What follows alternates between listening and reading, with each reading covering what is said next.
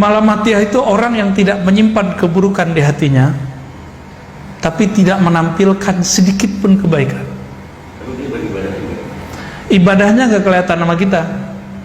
Maka orang sholat dia nggak kelihatan sholat, ninjukin nggak kelihatan sholat. Orang kayak gini itu semakin Allah memandang kolbunya, semakin dia ingin menunjukkan keanehan depan orang, biar nggak ketahuan kalau dia ini dekat kepada Allah. Jadi mereka ini bersembunyi dalam terang.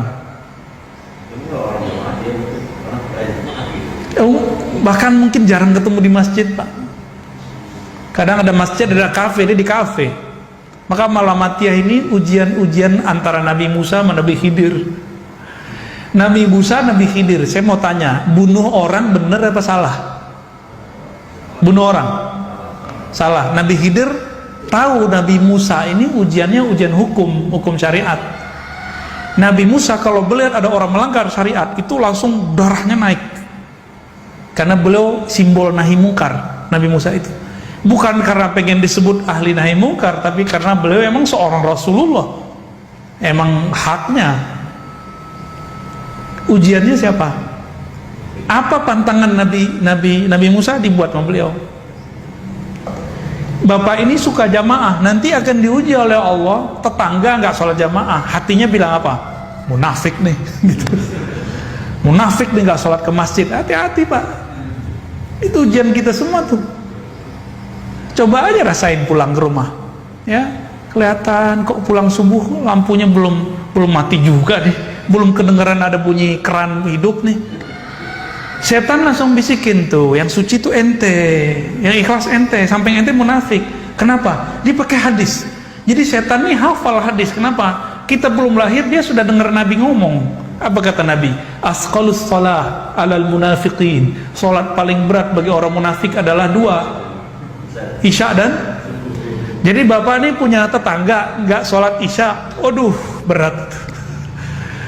Nanti setannya masuk, Pak. Jangan kira saya ini selamat tiap hari saya menghadapi itu, Pak.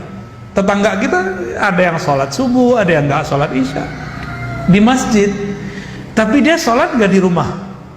Sholat di rumah, masa nggak sholat di rumah? Mungkin karena corona dia nggak datang ke masjid, kan bisa begitu.